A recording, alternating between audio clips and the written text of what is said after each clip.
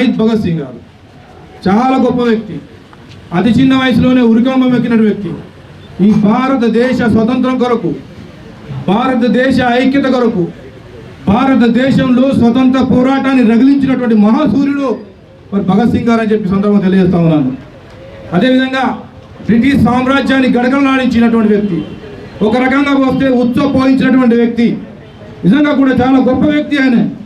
అటువంటి వ్యక్తిని వారిని పట్టుకొని జైల్లో పెట్టి ఉరి తీసిన సందర్భాన్ని ఈ దేశ ప్రపంచానికే విప్లవం అంటే ఏంది, ప్రశ్నించేటువంటి గొంతుకలు ఏంది అనేటువంటి ఒక గొప్ప ఉదాహరణ భగత్ సింగ్ గారు అనే మాట ఈ సందర్భంగా తెలియజేస్తా ఉన్నాను.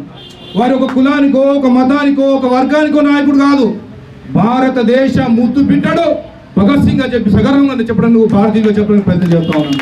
ఈ ప్రాంతంలో నక్సలైట్ల మారారు, నక్సలైట్ల మారదు కాకుండా ప్రశ్నించే గొంతుగా మారారు.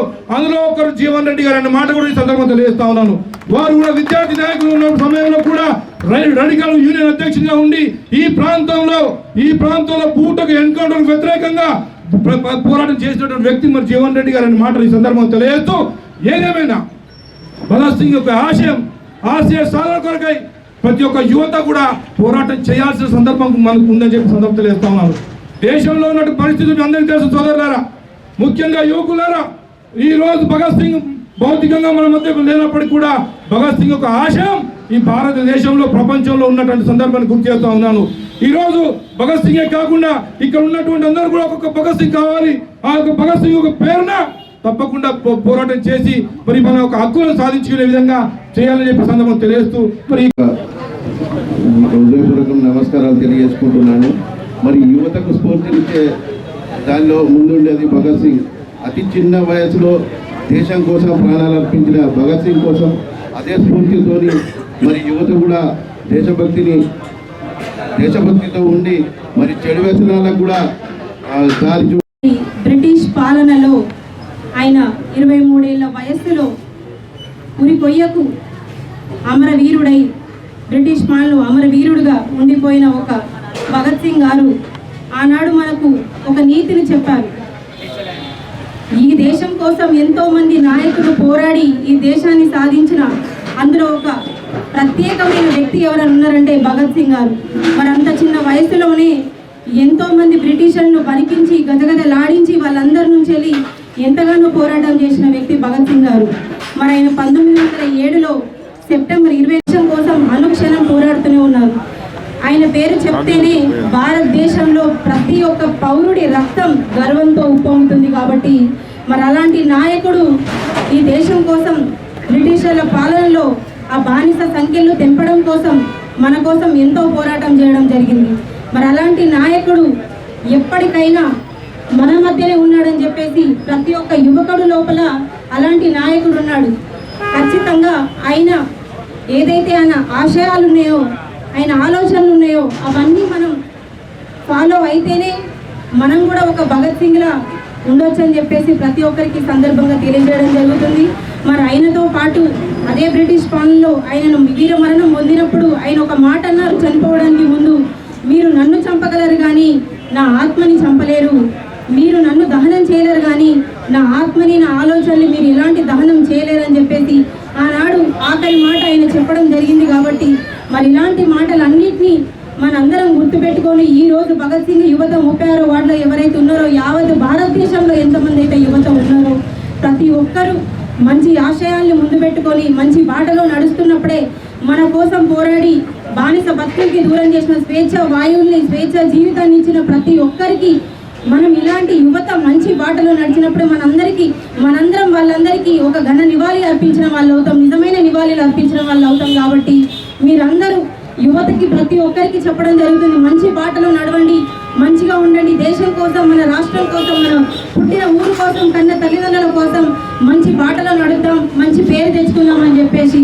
అంతేకాకుండా ఈ భగత్ సింగ్ విగ్రహం ఏదైతే ఉందో ఈ 36 వార్డులో పెట్టడం అనేది చాలా సంతోషమైన విషయం.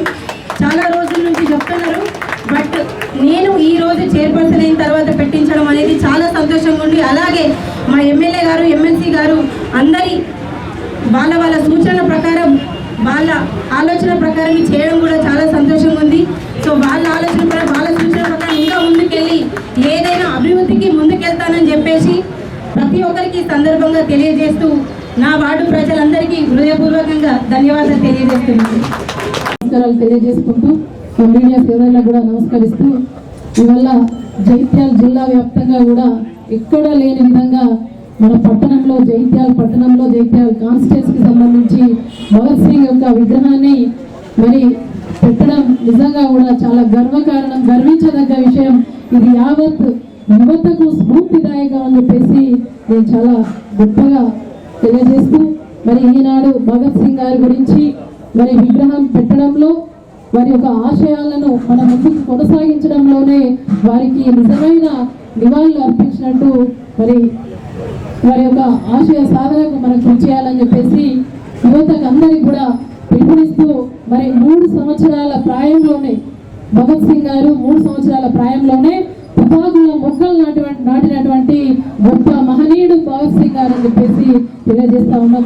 ఈనాడు 20 సంవత్సరాల వయసులో మరి ఆనాడు 20 కేవలం 20 సంవత్సరాల వయసులో తెల్లదొరల గుండెల్లో భగత్ సింగ్ అంటే ఒక మరి విప్లవం. ఆ విధంగా మరి బ్రిటిష్ సామ్రాజ్యాన్ని తెల్లదొరలందరినీ కూడా గడగడలాడించినటువంటి గొప్ప వీరుడు మహనీయుడు భగత్ సింగ్ గారు అని చెప్పేసి మరి చెప్పుకోక తప్పదు. ఇవాళ మరి భరతమాత కన్నా ముద్దు బిడ్డ భగత్ సింగ్ గారు మరి భరతమాత దాస్య శృంఖలాల నుండి విముక్తి చేసి ఇవాళ పోరాటం చేసినటువంటి వీరోచిత పోరాటం చేసినటువంటి ధీరోదత్తుడు భగత్ సింగ్ గారి గురించి ఎంత చెప్పినా తక్కువనే.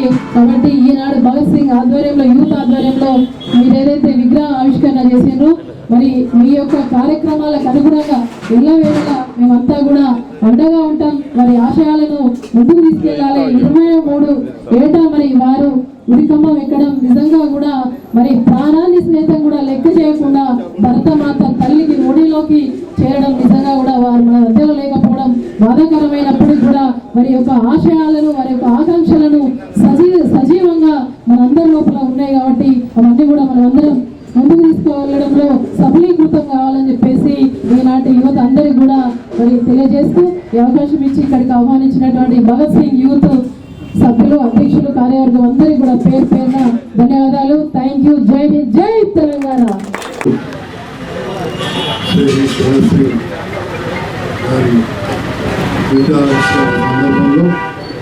కార్యక్రమంలో పాల్గొన్న గౌరవనీయులు ఎమ్మెల్సీ శివారెడ్డి గారికి, పట్టణ ప్రథమ పౌరురాలు సోదరి శాంతి గారికి, స్థానిక కౌన్సిలర్ గారికి, మాజీ జడ్పీ చైర్పర్సన్ సోదరి వసంత గారికి, తమ్ముడు గారికి, మా వైస్ చైర్మన్ గారికి, సీనియర్ కాంగ్రెస్ నాయకులు కొండశేఖర్ గారికి, కౌన్సిలర్స్కు, ఈ ప్రాంత పెద్దలకు జయంతి సందర్భంలో జగిత్యాల పట్టణానికి చెందిన మన భగత్ సింగ్ యువసేన వారి విగ్రహాన్ని ఏర్పాటు చేసి ఈరోజు మాచే ఆవిష్కరింపజేసినందుకు మరొకసారి యువతకు నేను పూర్తిగా ధన్యవాదాలు మరియు మీ అందరికీ శుభాకాంక్షలు తెలియజేస్తాను. మనందరం కూడా ఎంతోమంది మహనీయుల విగ్రహాలు ఏర్పాటు చేయడంలో చూస్తూ ఉంటాం. దాంట్లో భాగంగా మీరు భగత్ సింగ్ గారి విగ్రహాన్ని ఏర్పాటు చేశారు. అంతకంటే ముందు కూడా మీ యువసేన ఎన్నో కార్యక్రమాలు చేస్తూ ఇక్కడ వినాయక చవితి కావచ్చు, మిగతా నవరాత్రి ఉత్సవాలు కావచ్చు, సేవా కార్యక్రమాలు చేస్తూ చాలాసార్లు నన్ను ఆహ్వానించి మీలో ఒకరిగా చేసుకున్నారు. మీ అందరూ కూడా పేరున హృదయపూర్వక ధన్యవాదాలు తెలియజేస్తాను. మరి ప్రాంతాలతో పరిచయాలు చాలా ఎక్కువ, ఎందుకంటే గోడవతలు దాటుకునే ఓ పార్టీలు ఇక్కడ రాష్ట్రాల వాళ్ళ కుటుంబం అందరూ కూడా దగ్గర. మరి ఈనాడు ఏదైతే భగత్ సింగ్ గారి విగ్రహాన్ని ఏర్పాటు చేసుకున్నారు, విగ్రహాలను ఏర్పాటు చేసుకోవడం రేపటి నాడు వివేకానంద జయంతి వస్తుంది, వారి విగ్రహం కూడా కావాలంటే ఏర్పాటు చేద్దాం. కానీ యువత ఒక మార్పు రావాల్సిన అవసరం ఉంది. అలా భారతదేశానికి స్వతంత్రం వచ్చిన తర్వాత వచ్చిన దేశాలు జపాన్, సింగపూర్ లాంటి ఇవాళ మన యువతకు ఉపాధి కల్పిస్తూ ఉంది. మరి ప్రపంచంలో అత్యధిక యువత ఉన్న భారతదేశం ఇంకా వెనుకబడి ఉన్నది. మరి ఆలోచించాల్సిన అవసరం ఉన్నది. ఒకవైపు ప్రభుత్వాలు చేసే పనులు ప్రభుత్వాలు చేస్తూ ఉంటాయి.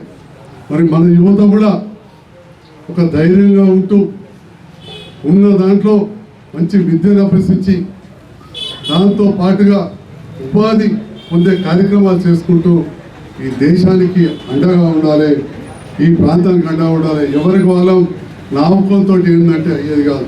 ఇవాళ భగత్ సింగ్ లాంటి వారు ఒక్కొక్కరు ఉరికొయ్యకెక్కితే ఒక్కొక్కరు ప్రాణాలు అర్పిస్తేనే ఈ దేశానికి స్వాతంత్రం వచ్చింది తప్ప మొత్తం మంది రాలేదు.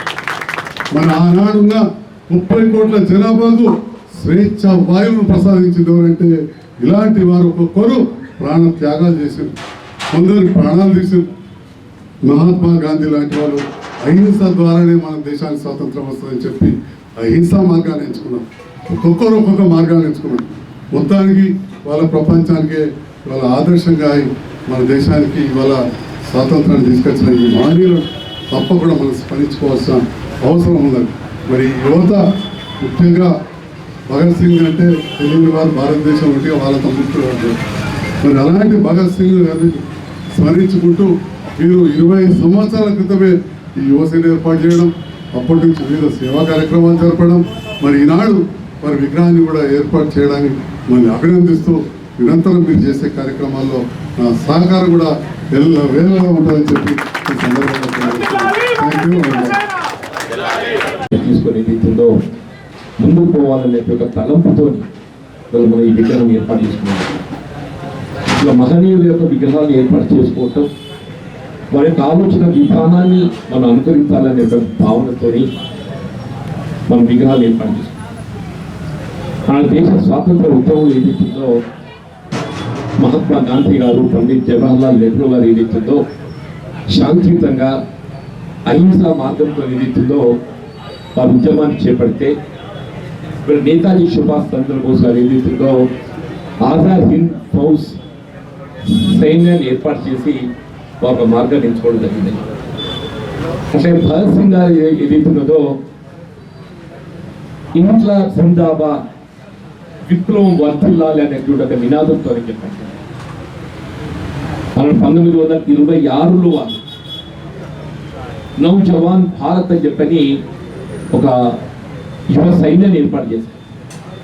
అంత పూర్వం దేశంలో ఏదైతుందో మత విద్వేషాలు తెచ్చగొట్టే విధంగా, మత ఛాందసవాదులు ఏదైతుందో దేశంలో మరి ఇబ్బందులు కలిగించాలని ప్రయత్నించిన తరుణంలో యావత్ భారత జాతిని కుల మతాలకు అతీతంగా ఐక్యంగా నిలపాలనే ఒక భావనతోని 1926లో అంటే బహుశా నేను అనుకుంటప్పుడు ఈ 1907 వారి జయంతి వారి పుట్టిన దినమని చెప్పంటున్నాం. 19 సంవత్సరాల వయస్సులో ఏదైతుందో మరి నౌజవాన్ భారత్ అని చెప్పని మరి యువ సైన్యాన్ని ఏర్పాటు చేశారు. తదుపరి కాలంలో సైమన్ గో బ్యాక్ ఉద్యమం లాలా లజపత్ రాయ్ గారిపై ఏదైతుందో అప్పటి బ్రిటిష్ సామ్రాజ్యవాదం దాడి చేసి లాలా లజపత్ రాయ్ మరణానికి కారణమైనట్టయితే ఒక విధంగా దానికి ప్రతీకారం ఏదైతుందో అప్పటి బ్రిటిష్ సైన్యాధికారిపై దాడి చేసి మన ఉరిపోయి ఎక్కినటువంటి ఒక త్యాగమూర్తి మన భగత్ సింగ్ గారు అని చెప్పక మరి అప్పటి పార్లమెంటరీ వ్యవస్థపై ఏదైతే రూపొందించిన చట్టాలపై భారత ప్రజాస్వామ్య వాదానికి మరి వ్యతిరేకంగా ఉండడంతో ఏదైతుందో ఆనాడు బాంబు విసిరాడని చెప్పట్టు, ఆనాడే బాంబు విసిరాడని చెప్పట్టు. అంత చిన్న వయసులో ఏదైతుందో ఉద్యమ స్ఫూర్తితోని దేశ స్వాతంత్రం రావటానికి మరి త్యాగం చేసినటువంటి ఒక మహనీయుడు మన భగత్ సింగ్ గారు అని చెప్పారు. వాస్తవం ఏదైతుందో అందరూ స్వాతంత్ర ఫలాలు అనుభవించాలని చూస్తారు. మరి స్వాతంత్ర ఫలాలు అనుభవించే కంటే దాన్ని సాధించడమే గొప్పగా భావించని చెప్పారు. దాన్ని సాధించడం గొప్ప భావించని చెప్పండి. ఇప్పుడే సోదరు అన్నట్టు ఏదైతుందో అని చివరి ఆశయం ఇక్కడ భారతదేశానికి స్వాతంత్రం, ఈ దేశ స్వాతంత్రమే నా చివరి కోరిక అని చెప్పని వారి పేరు కూడా జరిగిందని చెప్పండి. ఇక్కడ వాస్తవంగా జగిత్యాల పట్టణంలో భగత్ సింగ్ గారి విగ్రహాన్ని ఏర్పాటు చేసుకోవాలని చాలా దశాబ్దాలుగా అందరూ భావిస్తున్నారు. కానీ ఇవాళ కార్యరూపం దాల్చిందామని చెప్పండి. నాకు ఇప్పుడు తెలిసి గుర్తుంది, బీటి బజార్కు మిత్రుడు ఉండే అర్జున కొడుకు బీటి బజార్లో, అంటే ఆ చిక్కులో భూమన్నకు మేనలుడు అవుతాడు. ఇప్పటికీ పెట్టాలని చెప్పని వాడు తలుస్తుండే. కానీ అక్కడ కార్యరూపం కాదు. మరి ఇక్కడ భగత్ యువసేన ఏదైతుందో అరవింద్ గారు, భాను, నిజంగా మీరు అందరూ కూడా ఏదైతుందో వీళ్ళందరూ నేను హృదయపూర్వకంగా అభినందిస్తామని చెప్పంటున్నా. తెలంగాణ రాష్ట్ర ఏర్పాటు ఉద్యమాన్ని కూడా భగత్ సింగ్ గారు లాంటి వారు ఉద్యమ స్ఫూర్తి అని చెప్పక తప్పదని చెప్పంటారు. మరి తెలంగాణ రాష్ట్ర ఏర్పాటు ఉద్యమంలో అసూల్ బాసి ఆత్మ త్యాగాలు చేస్తుండ్రు. వారు ఏదైతుందో బలిదానం చేసుకున్నారని చెప్పి అంటున్నా. ఆత్మత్యాగాలు బలిదానం చేసుకున్న యువత ఏదైతుందో తెలంగాణ రాష్ట్ర ఏర్పాటు ఫలాలు వారు పొందలేకున్నా కానీ భవిష్యత్ తరాలకు అది మార్గం అవుతుందని చెప్పి భావంతో ఏదైతుందో ఆత్మత్యాగాలు చేసుకుంటున్న మహనీయులకు భగత్ సింగ్ గారి ఆదర్శం ఉంటాయని చెప్పండి. ఇంత మంచి కార్యక్రమం ఇక్కడ ఏర్పాటు చేసి ఇందులో మమ్మల్ని పాల్గొనే అవకాశం కల్పించేసినందుకు మేము నిజంగా మీకు యువతకు హృదయపూర్వకంగా ధన్యవాదాలు చెప్తూ వాళ్ళ ఏ భగత్ సింగ్ స్ఫూర్తితో మన దేశానికి స్వాతంత్రం సాధించుకుంటుందో ఈ భారతదేశం సమగ్రత సమైక్యత అనే ప్రధానం చెప్తున్నాం. ఈ దేశ సమగ్రత సమైక్యతను కాపాడుకుంటాం. ఈ దేశం కుల మతాలకు అతీతంగా ఏదైతుందో కొనసాగే విధంగా మన అందరూ కృషి చేసుకోవడం బాధ్యత అందరికీ ఉందని చెప్పండి. స్వర్గీయ ఇందిరాగాంధీ గారు ఏదైతుందో ఈ దేశాన్ని విచ్ఛిన్నం చేయాలని చెప్పి కుట్రలు పడుతున్న తరుణంలో వారు ప్రాణాలు త్యాగం చేసి ఈ దేశ సమగ్రతకు అసలు బాసే త్యాగ చరిత్ర ఇందిరాగాంధీ గారు అని చెప్పండి.